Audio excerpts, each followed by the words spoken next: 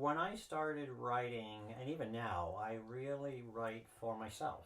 And I'm grateful that people enjoy the stories that I've written.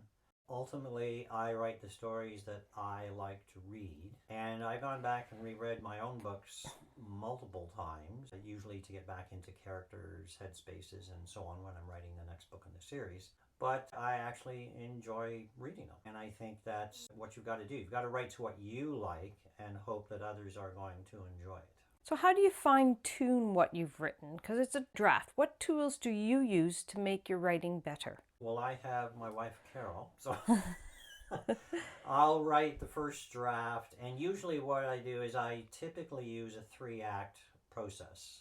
So the story's broken out into 3 basic parts, if you will. I won't get into the whole act thing. But when I finish one act, read back through it myself, the entire act, and then export it, and then Carol will take over from there and she'll check the grammar and she'll look for inconsistencies in the plot, or sometimes she'll say, well, this character is acting out of character.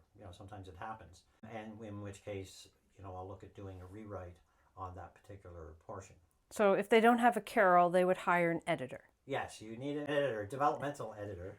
3 types of editors, yes, actually. Well, the overall plot, of course, you want a developmental editor to make sure storyline makes sense, that people are acting the way they're supposed to. But you also have other editors as well. You have the line editor and the copy editor. We'll talk about those in another video at some point. Then we have a reader team, which includes... So we have a beta team.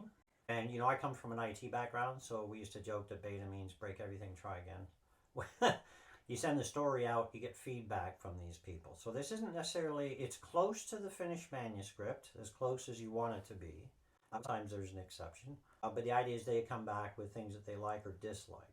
But a lot of authors will actually have their beta readers read the first draft. We do it a bit differently. Yeah, so because I've got a developmental editor, we don't necessarily need that kind of feedback. One of the things we do is we send out 1 act at a time, usually, to the beta readers.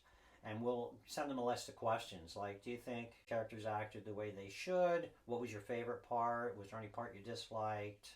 Is there anything you thought was missing? Questions like this, they vary with every book, of course. And sometimes that information is very, very useful. In the latest book, Warrior King had not originally had an epilogue to the book. And then based on the feedback, I decided to throw an epilogue in. That made a huge difference. And then the final step is what team? The ARC team. So ARC is advanced reader copies. So you send these out to people and they read them and then they give you an honest review about what the book was like. And who is helping you? That is Hazel.